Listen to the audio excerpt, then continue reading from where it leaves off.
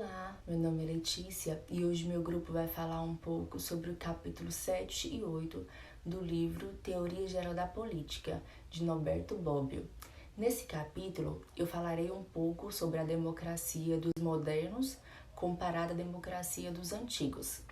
A conceituação de política, segundo Norberto Bobbio, ela envolve a ideia de poder, o poder político, que por sua vez diz respeito ao poder que um homem exerce sobre o outro.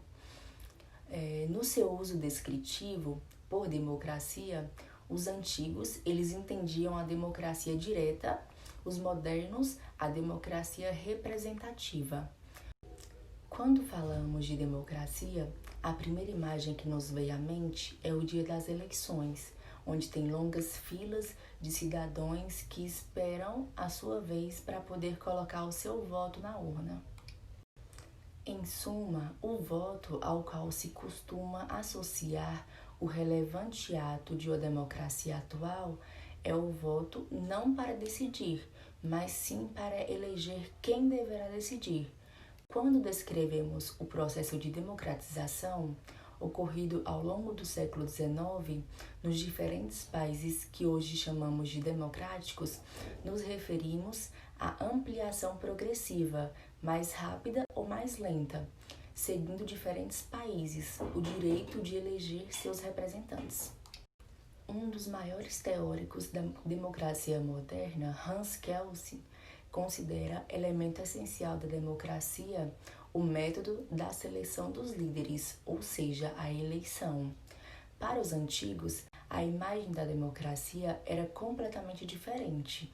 Falando de democracia, eles pensavam em uma praça ou então em uma assembleia, na qual os cidadãos eram chamados para tomar eles mesmos as decisões que lhes diziam respeito. Durante séculos, os dois conceitos de democracia e de eleição não confluíram em um conceito unitário que concorre hoje, porque a democracia para os antigos elas não se resumia ao processo eleitoral, mesmo que não o excluísse. E ao contrário, o processo eleitoral ele é perfeitamente conciliável com as outras duas formas clássicas de governo, a monarquia e a aristocracia. Há quem a chame de democracia e há quem de outro modo a seu prazer, mas na verdade é uma aristocracia com aprovação do povo.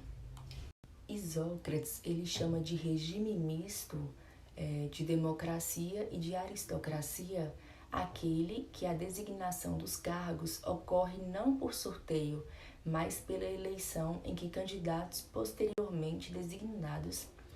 Um admirador das antigas instituições como Rousseau, ele distingue três formas de aristocracia: a natural, a hereditária e a eletiva.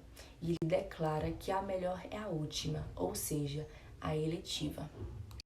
A diferença entre a arte política e as outras artes é que não se ensina.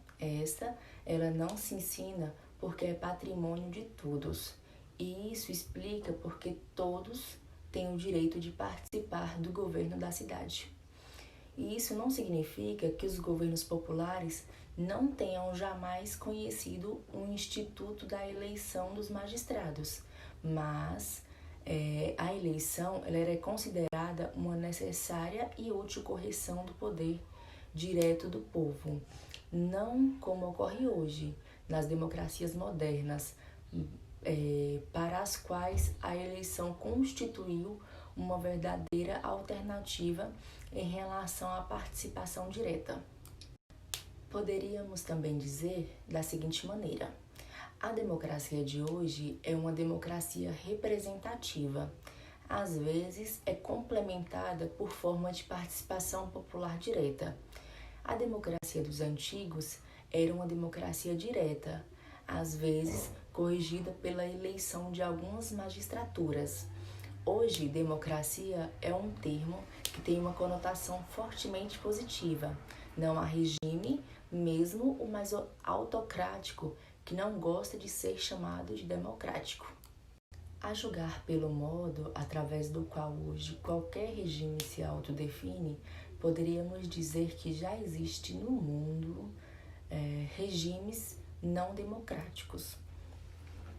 Ao contrário, no tradicional debate sobre a melhor forma de governo, a democracia ela foi quase sempre colocada em último lugar, exatamente em razão da sua natureza, de poder pelo povo ou pela massa. Das duas diferenças entre a democracia moderna e a democracia antiga, a primeira foi o efeito natural das alterações das condições históricas.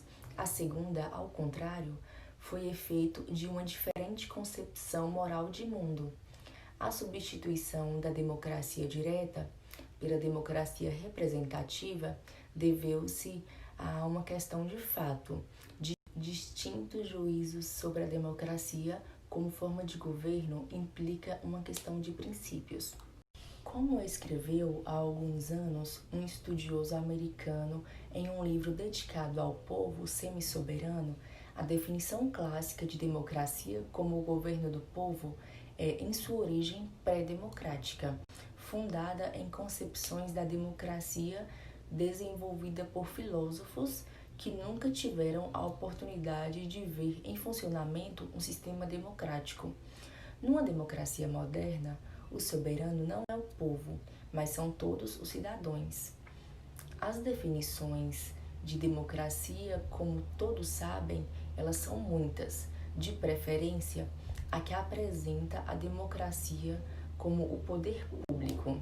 A definição da democracia como poder público, ela não exclui naturalmente que ela possa e deva ser caracterizada também de outras maneiras, mas essa definição ela capta muito bem um aspecto pelo qual a democracia ela representa uma antítese de todas as formas autocráticas de poder.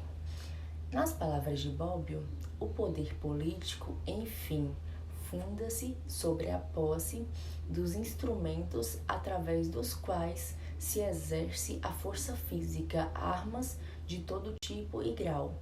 É o poder coativo, no sentido mais estrito da palavra.